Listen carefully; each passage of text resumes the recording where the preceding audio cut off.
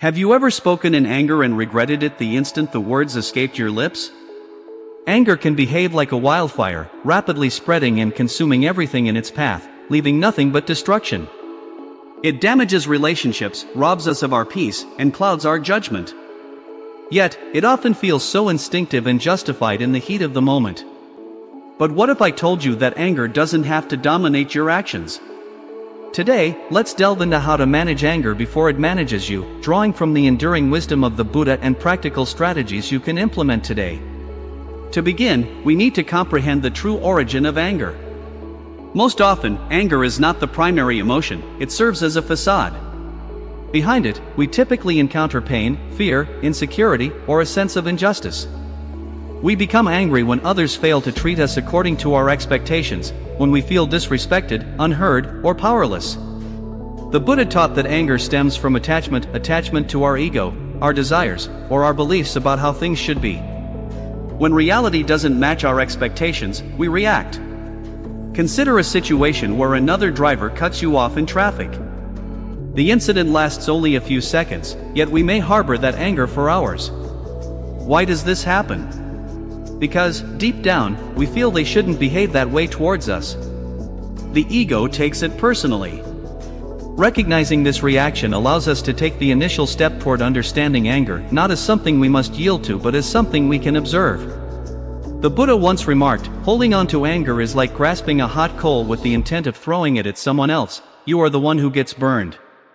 This statement may seem straightforward, but it conveys a significant truth. When we cling to anger, it harms us far more than the individual we are upset with. Anger is a natural response, it will emerge, but we need not feed it.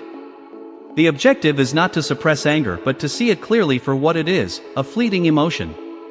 The more conscious we become, the less likely we are to be governed by it, which is where mindfulness plays a crucial role.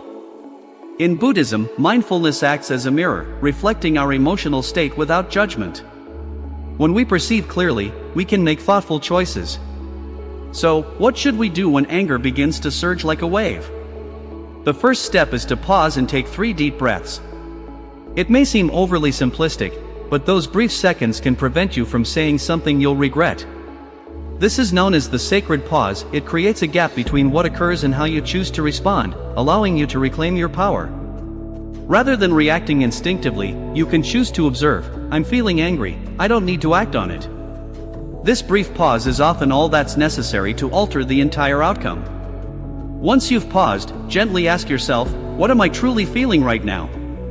Sometimes, it's not merely anger, it could be sadness, fear, shame, or a feeling of being unheard. By delving deeper, we can respond to the underlying issue rather than just resisting what's on the surface. The Buddha taught that emotions are like waves, they rise, peak, and then subside if we don't cling to them. You are not your anger, you're the sky, and anger is simply a passing storm. Imagine sitting by a river and watching leaves float by. That's what observing anger can feel like. You don't have to dive in, simply watch it flow past.